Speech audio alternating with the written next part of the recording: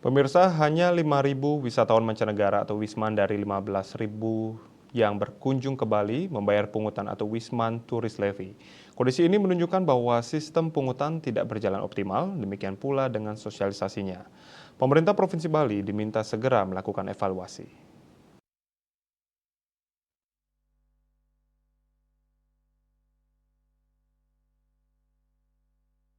Demikian disampaikan Ketua Aliansi Pelaku Pariwisata Marginal Bali, Wayan Puspanegara di Legian, beberapa waktu lalu menanggapi banyaknya wisman yang belum membayar turis Levi saat masuk Bali.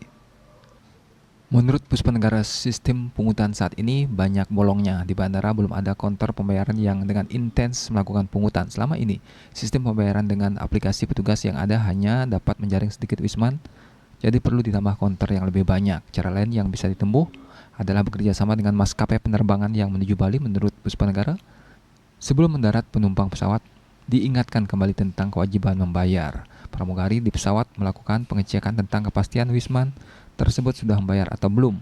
Selain itu, Puspanegara juga menilai banyaknya wisman yang belum membayar turis Levi menunjukkan sosialisasinya yang masih minim. Pemerintah perlu melakukan sosialisasi yang lebih intens dan masif, terutama di negara-negara yang menjadi sumber terbanyak wisman ke Bali.